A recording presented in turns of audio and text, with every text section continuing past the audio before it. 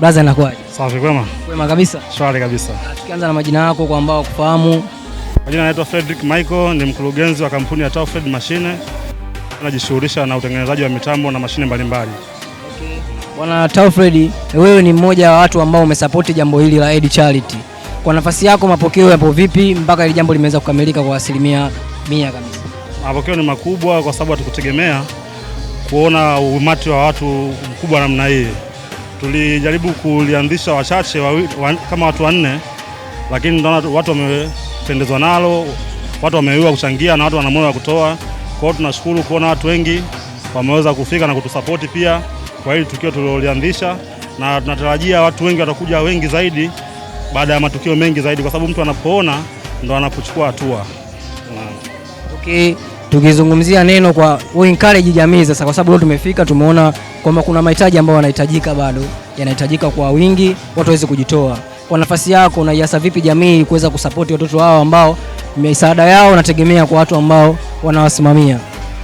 Ni kweli tusiwachie majukumu watu wanawalea tu peke yake, bali tuweze kujaribu kuwagusa na sisi ili kuwashika mkono waweze kusogea mbele kama sisi tunavyoendelea kusogea huko mtaani. Maana ni mahitaji ni makubwa na watoto ni wengi zaidi ya 64 ambao wanamilikiwa katika kituo hichi. Kwa hiyo tunatamani kuona maendeleo ya watoto wote hawa yakiendelea. Sasa watu wakiwa wachache ambao watajichangia, mwisho wa siku watashindwa kuweza kuwasapoti watoto wafike katika malengo wanayohitajika kule kufika.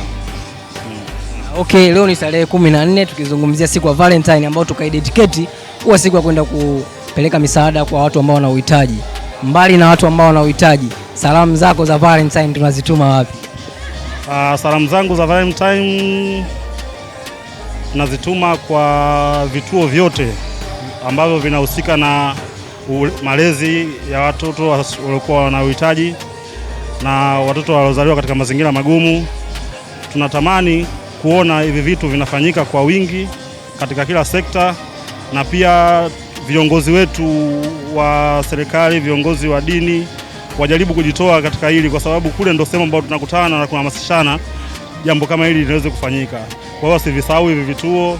Misaada sio kwamba ni kupeleka tu kwa watu ambao wana uwezo wa kuwezeshwa zaidi, lakini pia hata huku waone, na pia nilitamani waweze kuwaongezea yani kama ni bajeti ili waweze kufikiwa kwa urahisi. Hata serikali iweze kuwaona watu kwamba inapotokea misaada wasipeleke mikopo kwa watu wengine tu, lakini huku kunahitajika mikopo na misaada pia ili kuweza kuwainua vijana. Tusiwaachie walezi tupu, kwa sababu wanatusaidia kulea, maana ni watoto ambao wametoka katika mazingira yetu huko mtaani na kuja katika vituo hivi. Okay, mimi na imani serikali yetu ni serikali bora, na imani kupitia brother wanaweza wakapata kitu. Thanks for your time. Pia shukrani sana kuwezesha jambo hili limefika salama bwana.